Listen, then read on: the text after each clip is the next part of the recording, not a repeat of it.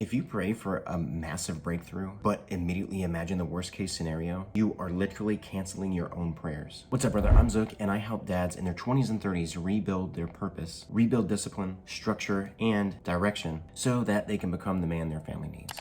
So let's go on and jump into this. So you know that gut-wrenching feeling you have when it's around your faith? It could be to have that financial breakthrough, but an hour later you are stressing out and picturing failure due to something that might have triggered you. Like past failures. You think that you're poor because you grew up poor. You've got to change your habits. You think you can never get ahead. Change your way of thinking.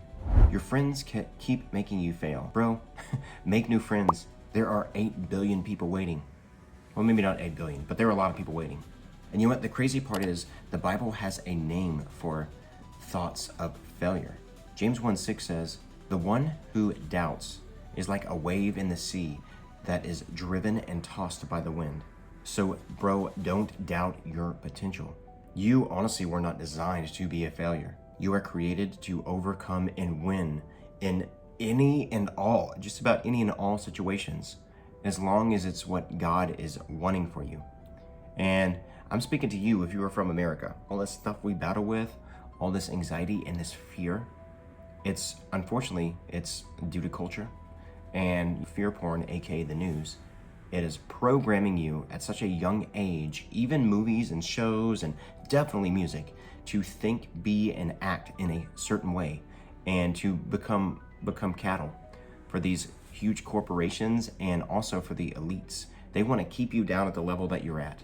And spiritually, it's how these demons and devils, how they feed off of you, is keeping you in a negative state. Because, dude, that is what fuels them. They want nothing good for you. And that's why there's so much power in community and in fellowship and having a mentor who's actually been through the grinder, who's been on the battlefield and might currently still be in the battlefields, but they don't let things hold them down. They see what they need to do and they just modify. That's kind of life. If I can put life in a nutshell, other than being an authentic follower of Jesus Christ, it is to modify your life daily, because you never know what's going to come up. And it starts, as well as it's mentioned in Romans, of the renewal of your mind. All right, now I'm gonna nerd out here a little bit, but in this next section. But modern neuroscience provides startling confirmation from this biblical truth. You are creating a neural cancellation circuit. So I'm gonna break this down because that's a really big term for me. Every thought you think carves a new pathway in your brain. When you speak faith, but internally rehearse failure, you are physically building a neuro-highway for defeating that sabotages your peace and your breakthroughs. In other words, strongholds. This literally, as I mentioned a second ago, fuels these demons and makes them stronger so that they can oppress you even more. And here's a biblical anchor that you can use or think about. So this is the definition of being a double-minded man.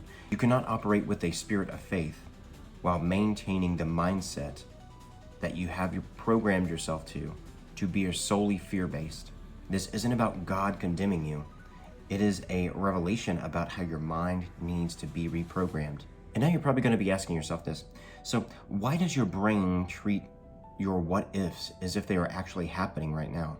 We're definitely going to unpack more of your brain's ultimate simulator in part 3. So drop a comment down below if this hits home.